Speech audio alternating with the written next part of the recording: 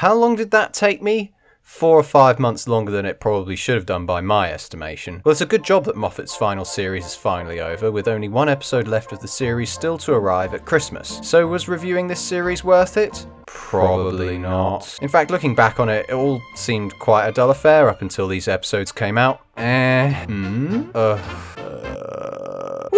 Yeah. Oh, God! Oh, Christ, no. Then, from the dark, they came. Suddenly, high ratings were sprouting up from everywhere. It was as if all had been redeemed. The bad was forgotten and everything arrived tied up nice and neatly in a package at the end. Or was it? Let's take a look at Moffat's final finale episodes and see if it was all truly worth sticking around for until the very end.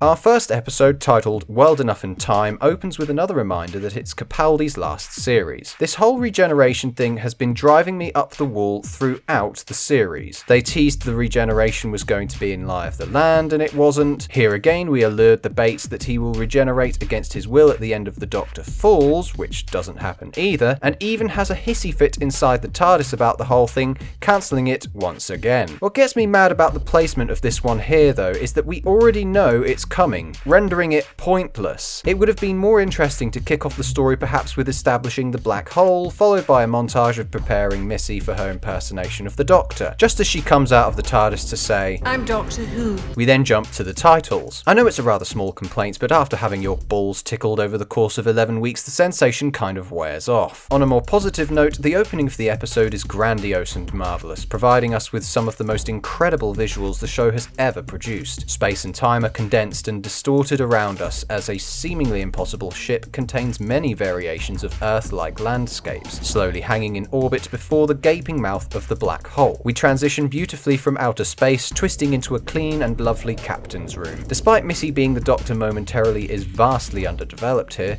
it was entertaining to see Missy running the show. She turns the blaring of an alarm into a disco and uses a lot of meta language to point fingers at the audience. She not only calls herself Doctor Who, but also describes her companions as exposition and comic relief, a truthful observation if I do say so myself. This is put to effective use later when Bill tries to establish what the Doctor's real name is, something the show is fully aware they've been pondering about for far too long now. The Doctor's hands-free setup that he's got going on is quite entertaining too, seeing him use his screen like an iPad or something whilst getting the others to do all the hard work, much to their reluctance. This is also the moment in the series where his packet of crisps gag finally pays off. The crisps act as a comedic tool to exemplify his lazy method of adventuring. The music that plays here is also excellently placed. It reminds me of something that might have been written for Sherlock or something. The tone shifts, however, as our second blue budget saver of the series bounces onto the scene, with the music playing a much more intense piece adding a sense of urgency. Oliver Lansley's presence on screen places a layer of uncertainty and hostility to the atmosphere. Fortunately, the Doctor calms all the panic as he comes out with his usual method of solving situations, but the blue man still goes ahead and shoots Bill. This moment took me completely by surprise when I first watched it. Like, I knew that she wasn't going to last for much longer in the show, but I didn't think it would be this early on in the finale. The shock not only rode on that, but when you think about all the regeneration bait we've had given to us throughout the series,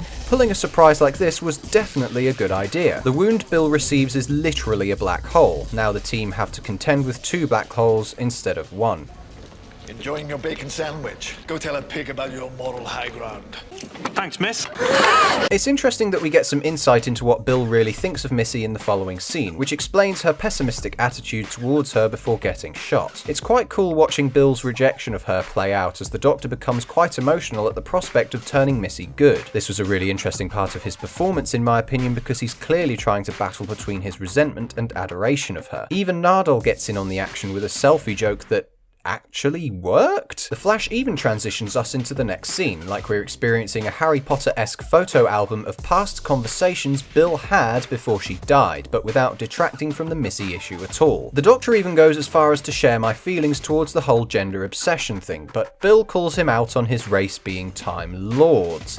As if calling humans mankind is also such a heinous crime. As the conversation moves forward though, a seemingly innocent conversation between the Doctor and Bill takes a dark turn as the shots of Bill with the hole in her chest are edited in between, ironically killed not because of Missy. Bill then gets taken away by the patients, who are introduced with such ferocity in the editing that the moment the elevator doors open and the fingers start pushing buttons to communicate brings feelings of confusion and intrigue. The horrific music that plays is chilling to the bone as well, making a seriously good first impression for the baddies of this episode. As the characters discuss what exactly is happening on board the ship, we realise that what is happening is a result of time dilation, as the image of the black hole slowly comes into view as all the characters look up. Bill, having been taken downstairs, is going to be subject to the full effect of the time dilation, as she will spend more time waiting for the Doctor to come back to her. It's a really fascinating subject matter to base an episode on, and creates a greater sense of urgency for the Doctor to get downstairs before too much time passes. The moment when Bill feels around the metal object underneath her clothes is seriously disturbing, because we still can't really see what's been done to her. She's clearly had some form of surgery that is too disturbing to even think about, let alone see. Then the most unsettling sound of a patient calling out the word pain over and over rings heavy on the ears. As Bill starts to wander through the corridors of this strange hospital-type place, we see the result of heavy time dilation has taken its toll on the lower parts of the ship. Seriously, I don't think Moffat has designed a scenario this disturbing since his library episodes 9 years ago. 9 years ago?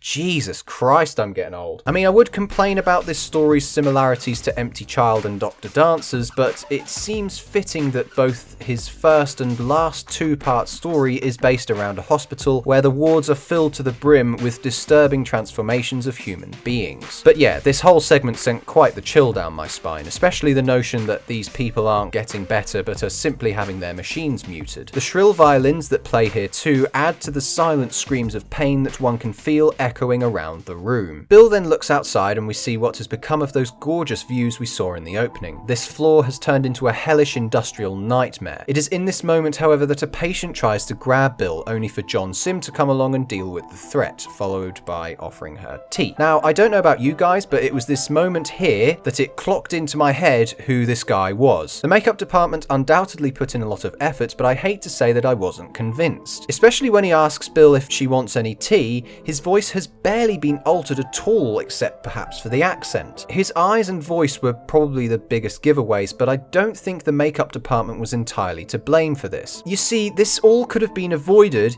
if we didn't know John Sim was coming back. We all knew that the Mondasian Cybermen were coming back as well, so I have that to thank the BBC for as well. Surely in an age where information is spread like wildfire thanks to the internet, you'd think they'd keep information about the antagonists for the finale of Moffat's final series under their hats. What I assume happened is that because of the show's gradual decrease in ratings, they have to keep churning out trailers and articles and information just to prod people into tuning in. Anyway, the Master takes Bill into his office. Whilst watching these segments, I noticed quite a unique little detail in Mackie's performance that adds a fair amount to the scene. Both in this and the previous scene, Bill momentarily forgets she's tied to her IV drip. I really liked this because despite of all that's going on, Bill's transformation is largely forgotten about throughout the episode by herself. She prioritizes getting back to her friends as quickly as possible, doubting that there is anything wrong with her. She doesn't even dare look at what's been attached to her chest and sees all the other patients as different or worse from her. So she needn't bother herself because at least she's not as sick as them. Even the Master speaks to her like what she has is a positive thing, manipulating her further into thinking that nothing is wrong and that she should be returning to her friends before sorting out her chest plate.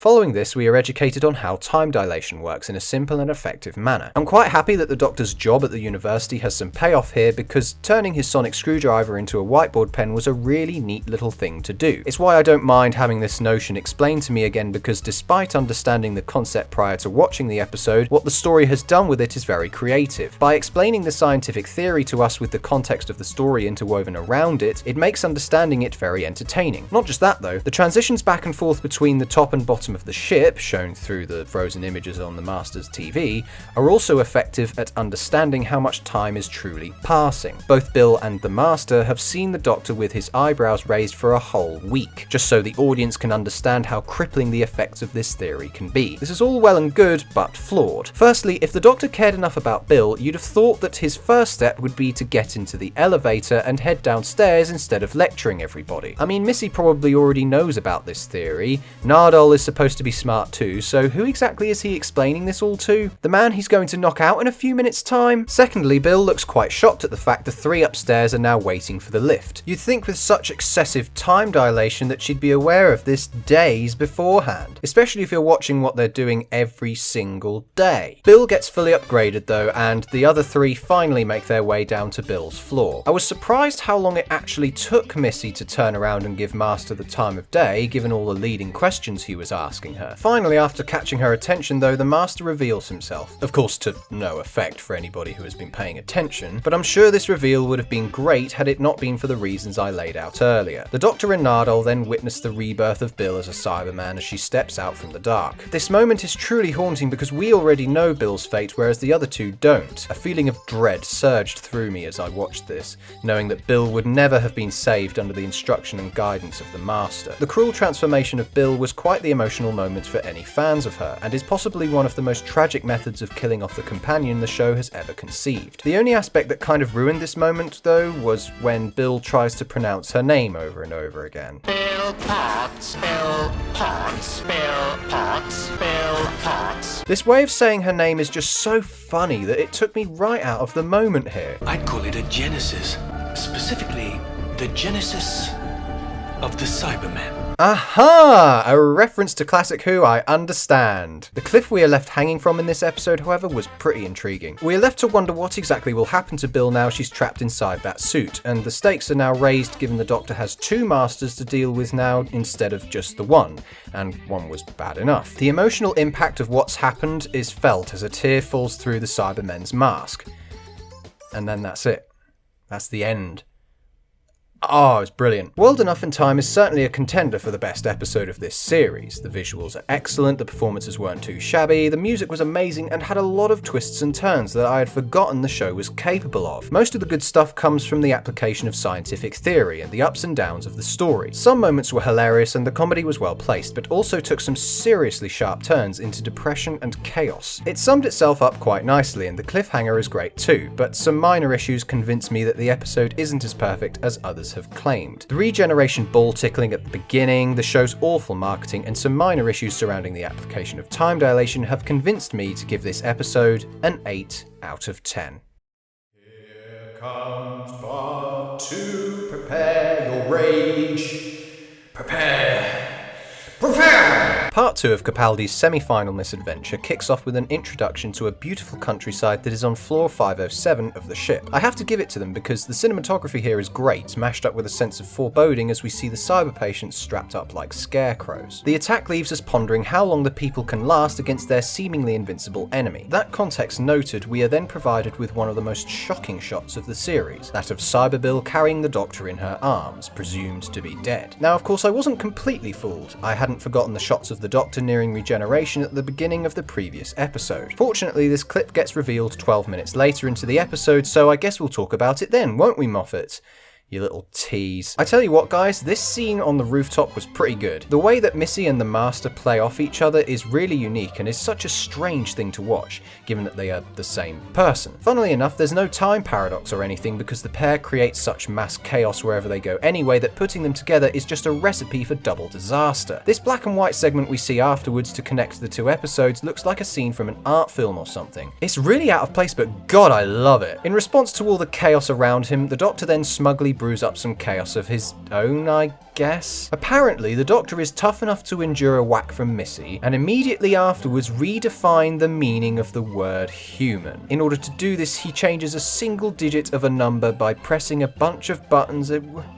What? If he changed it all that time ago, why did it take so long for the Cybermen to finally realise that they were converting the wrong species? Either way, it was hilarious watching the two Masters bicker like children because their plans got foiled, as well as the Doctor being strapped to a wheelchair and shouting his victory like an old vet I once met on the street. Me! More shoehorning of the "is Missy good or bad" theme takes over momentarily before Nardole arrives in a, Shuttlecraft. yeah. That.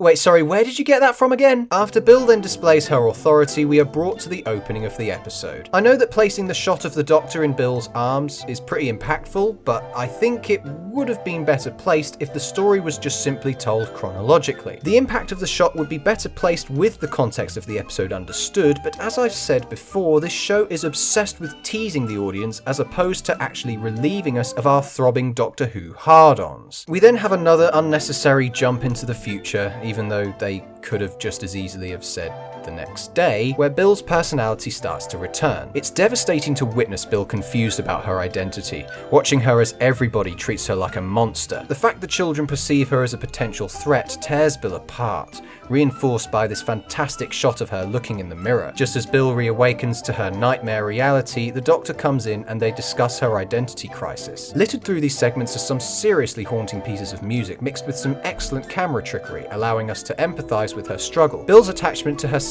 is supposedly from her experience with the monks, which is a bit of a weak reason, IMO, but at least they didn't bring up her bloody mum again. After blasting a hole in the wall, the Master comes along like his whole 10-year plan of sabotage didn't happen and taunts Bill. I feel like I just want to shout the word bastard from the hilltops. I mean, it's this man's fault that Bill is like this. And I like that the Doctor essentially tells her to wear the cybersuit-like armour against insults. The pair then follow him into the woods, where they have another chat, this time about giving up the whole notion of life if her individuality is going to be slowly stripped from her. It's another very sad moment, but the Doctor is offering her some seriously sloppy advice. Because you can cry, things might end up alright.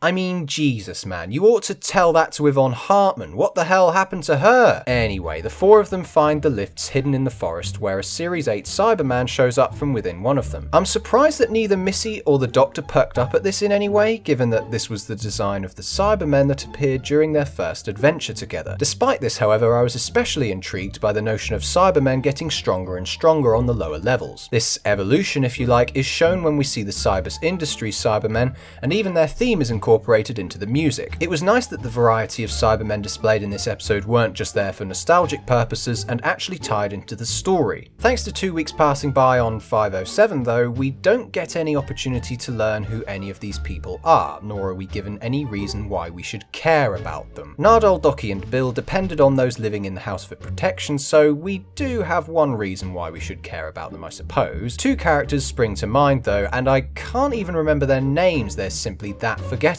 There's the woman who talks to Nardole from time to time. The conversations they share basically lead to her coming on to him, only for Bill to interrupt it so we can put the spotlight back on her. In the closing moments of the episode, she is said to fancy Nardole. Like we didn't get that impression from the earlier scene, the lack of development here is absolutely shocking. There's also the young girl who doesn't have such a big problem with Bill as the other kids, displaying a minimal amount of individuality. Because of a large focus on Bill as well, we have less time to learn about these characters. Perhaps why they joined the ship or what life was like for them before they started getting Cybermen pouring out of the ground would be an interesting talking point. Due to this information being relatively absent though, it's almost forced my mind to wonder about the other 500 floors above them and whether the Doctor was willing to help save them too.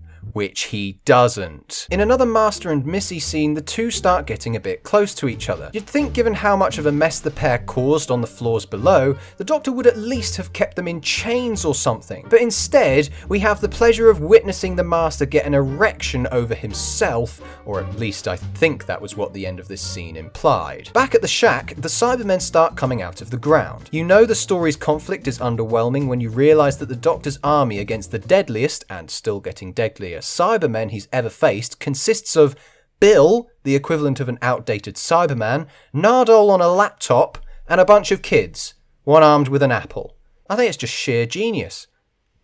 See, in most stories where everyone is heading into a battle ready to meet their deaths at the end, there's a bit more at stake. But it's when Mrs. Missy and Mr. Master announce that they're just simply off, as though this was just some simple social occasion, and the Doctor stamps his foot down like an impatient child whilst explaining while he's supposedly doing all this, do I realise how off the rails and tensionless this story has become. Bill's restoration into human form seems to have no potential resolution in sight. The Doctor's reasoning for this suicidal situation he's seeing through until the end is vague and ambiguous, to say the least. I do what I do because it's right, because it's decent, and above all, it's kind. But what is it that you're doing exactly? Of all people, you're the one who'd be the most aware that the longer you spend cocking around, the more destruction and devastation is going to come knocking on your doorstep.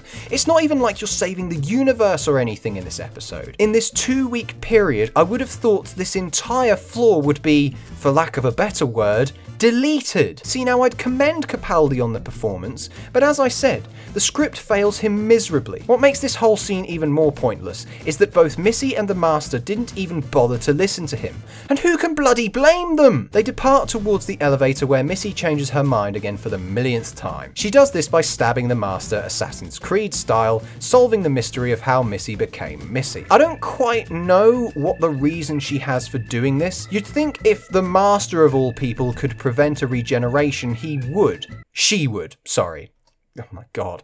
If I was in Canada, I could potentially be arrested for what I just said. It would have helped if we had some clarity on how much exactly Missy remembered when she was the Master, because then she might have known that she would be shot in the back and thus could have prevented it. Oh, you've got to laugh. On the flip side, it's almost a bit sad to think that Missy never got the chance to help the Doctor, but I guess this scene answers the long-awaited question of whether this character had the potential to be good all along, and I guess the answer is no. Great, glad we got that out of the way. Can we now get to the explosions already? So Capaldi's big celebration of killing Cybermen involves running through the forest, blowing up Cybermen indiscriminately. It's certainly a feast for the eyes watching the practical explosions go off and Cybermen flying everywhere. Capaldi's Doctor is undoubtedly in his prime here. Unfortunately, he's not quite prime enough though, because the Cybermen eventually blast him down to his knees. In his final move, he sets the floor of the world ablaze, taking all those on the floor with him. I'm surprised his entire body didn't just incinerate, to be honest, but I can give it a blind eye here because the piano that plays here, mixed with the Doctor's desire to see stars in his dying moments, is quite a beautiful moment. However, I don't see how this has really solved the problem. I could be wrong here, but I was under the impression he'd only destroyed the one floor. The Cybermen on the lower levels are only going to get stronger and more powerful at an exponential rate. A few floors up though, Nardole says to that kid from earlier that the Doctor destroyed most of the Cybermen and will take them a long time to regroup.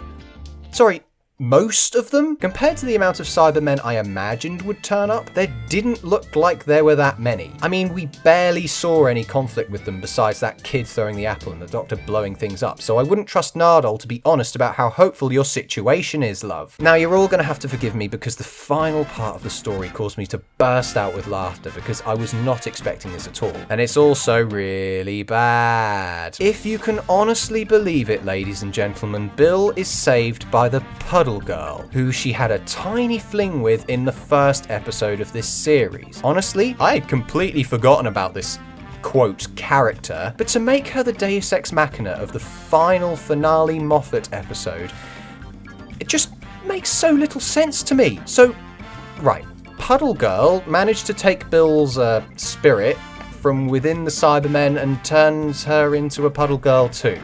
Right. She can also tell when Bill is crying, and so she found her in this precise location. Was she with her all along then, or what? If she loved Bill, surely the kind thing to do would be to save her before everything went entirely and utterly shit for her. Then suddenly we jump to the TARDIS, assuming that the girl's transformed into water vapour and somehow managed to get the Doctor, who is not made of water vapour by the way, into the TARDIS, which miraculously she can operate. Because, wait for it, she's the pilot. You're kind of going back on your word here, Moffat. You've basically given Bill the Clara treatment, seeing as both girls leave the Doctor for invincible hot babes, completely unbeknownst to him. I'll admit it was sweet seeing Bill say goodbye, but then we return to the odd and unexplained world of Puddle Girls, where we see that a tear of hers can wake the Doctor up, presumably creating a trippy hallucination of the Doctor's bezies of the past 12 years that'll wake up the TARDIS somehow. What the relevance of it all is, I have no idea, but the TARDIS brings the Doctor to the snowy wilderness we saw at the beginning of World Enough. It's like the TARDIS has had enough of this guy regenerating inside her all the time and just spits him out so he can get on with it already. The Doctor then has another temper tantrum anti-regeneration that just made me crave his regeneration even more, only for David Bradley playing the first Doctor to appear. I thought this moment was absolutely fantastic, to be fair. It feels like the old man's going to teach Capaldi a lesson about the Time Lords and the natural way of life finding its way and so on and so forth. Either way, I'm seriously looking forward to this year's Christmas special, which is unusual, especially knowing that Mark Gatiss is going to be acting in it too. Let's pray it doesn't get a butchering from the writer, like the last two Christmas specials. And then, Did It Suck for Series 10 will be complete. World Enough in Time is a phrase from Andrew Marvell's poem To Coy His Mistress, published way back in 1681. Missy calls Bill and Nardole Thing 1 and the other one in World Enough in Time. Thing 1 and Thing 2 are twin characters from the Dr. Seuss novel The Cat in the Hat. Presumably Nardole is titled The Other One due to already playing Tweedledum and Tweedledee in Tim Burton's Alice in Wonderland. According to an interview with series producer Brian Minchin, Moffat was introduced to the notion of time dilation from his son. The scene in Dr. Falls where the Doctor blows up some Cybermen in the forest consists of only 3 long takes edited together. The opening scene of episode 11 was in fact shot less than 2 weeks before the release of the episode. According to Stephen Moffat, on the day before World Enough and Time came out, the Dr. Falls wasn't even ready for release. When the Dr. Falls was aired on BBC Scotland, the final 5 minutes of the episode's dialogue were inaudible due to a technical fault, leaving many angry Scottish viewers with a silent David Bradley scene. According to Moffat, Floor 507 is a nod to Russell T Davies, who apparently used the number 57 a lot in his writings. Coincidentally, Bill and Heather's names are similar to that of the actor who played the first Doctor and his wife, William and Heather Hartnell. Although the Doctor didn't exactly fall in The Doctor Falls, the Doctor has fallen and resulted in a regeneration before, which happened in the 1980s episode Logopolis, the last episode of the Tom Baker era. David Bradley has also appeared on the show prior to this episode, back in the episode Dinosaur in a Spaceship, coincidentally written by Chris Chibnall. He also appeared in Chibnall's show Broadchurch briefly. He might even crop up again when Chibnall is in charge. So, did it suck? Oh man, I can't believe that this episode was riding on such a cool episode beforehand. It's not quite the ending to all endings, but it wasn't like awful either. Certainly the best elements of the episode come from its initial stages. The rooftop scene contains some awesome moments, Bill's transformation is explored in a heartbreaking way, and admittedly later on Capaldi got a really cool death scene. And David Bradley's appearance was also surprising and really got my spirits up for the Christmas special. However, the flaws in this episode are numerous. The lackluster tension, undeveloped characters, the Master and Missy being severely underplayed, and even straight up weird at times, the underwhelming battle that took place, and don't get me started on the Puddle Girl showing up at the end. Unfortunately, this episode falls short of being impressive and leaves me realising how little Stephen cared for a decent conclusion, and instead fed us with nostalgia-filled drivel that leaves a lot to be desired. I give The Doctor Falls a 4 out of 10.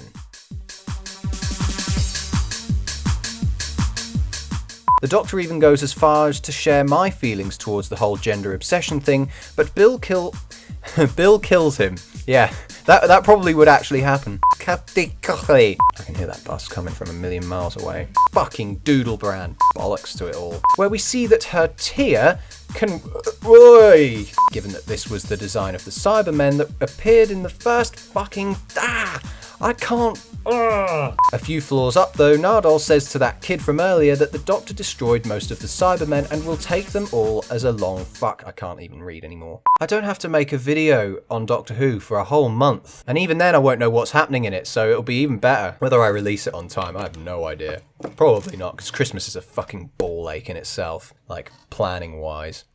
You never end up doing anything productive. Oh well.